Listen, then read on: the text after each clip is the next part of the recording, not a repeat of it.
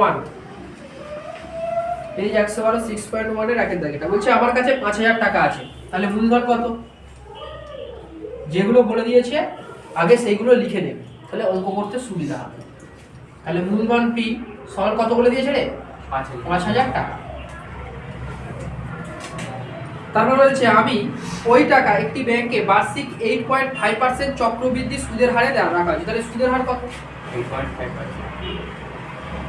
সুদের হার ব্র্যাকেটে আর সমান 8.5% জমা রাখলাম। 2 বছর শেষে সুদে আসলে কত টাকা পাবে সেটা চেয়েছে, তাহলে সময় কত?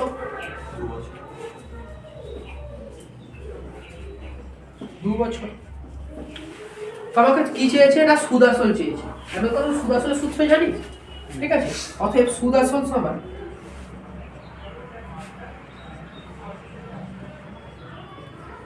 কি সূত্র?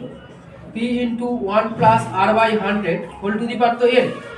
তাহলে p এর মান কত এখানে? 5000। 1 + r এর মান কত?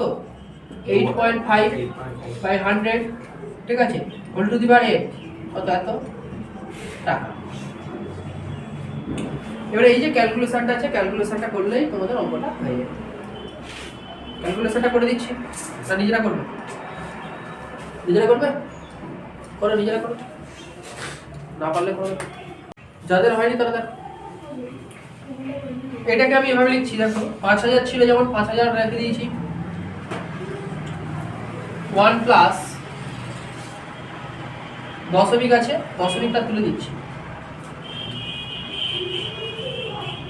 দশমিক তুলে দিয়ে একটা শূন্য বাড়ি দিয়েছি, তাই তো? এটা হবে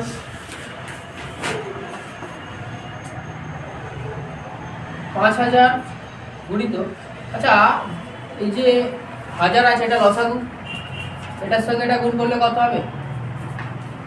1000 + 85 তার স্কয়ার। 5000 গুণিত এটা কত হবে? 1085, তাই তো? 1085 আর স্কয়ার আছে ওই জন্য একবারে করে দিচ্ছি। তাহলে 1085 কে 2 গুণ করছি, এখানে এটা হয়েছে 3টে শূন্য কেটে যাচ্ছে, ঠিক তো? আমি আর এই 1000-এর সঙ্গে এই 5 কাটাকুটি করছি না, তার কারণ কি? নিচে যদি শূন্যগুলো থাকে দশমিক করতে সুবিধা। তো 1085 কে 1085 দিয়ে গুণ করছি, গুণ একটু বড় হয়। চক্রবৃদ্ধি সুদের অঙ্ক মানে কিন্তু একটু বড় হয়। 1085 তাহলে 5 × 5 = 25, এর 5 হাতে রইল 2, 5 × 8 = 40 আর 2 এ কত? 42। শূন্য হচ্ছে বসে দিয়েছি, 5 × 1 = 5। আর দেখুন করলে 5 × 8 = 40, এর শূন্য হাতে রইল 4, 28 × 64 এর 4 এ কত? 68, 8 × 1 = 8।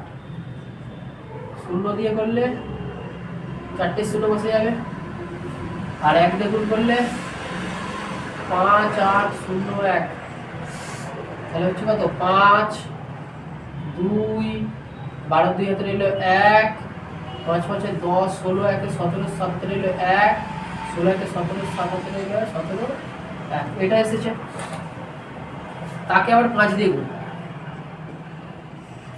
5 × 5 = 25, এর 5 হাতে রইল 2, 5 × 2 = 10, 12 × 2 হাতে রইল 1, 5 × 2 = 10, 11 হাতে রইল 1, 5 × 7 = 35 আর 1 = 36, 36 এর 6 হাতে রইল 3, 5 × 7 = 35 আর 3 কত হয়? 38 এর 8 হাতে রইল 3, 5 × 5 আর 3 এ 8 আর 5, তাহলে হলো 5, 8, 8, 6, 1, 2, 5। নিচে কত? এটা যদি 3টে শূন্য থাকে তাহলে ডান দিক থেকে 3 ঘর এখানে দশমিক হবে, তাহলে 5, 8, 8, 6.125 এত টাকা।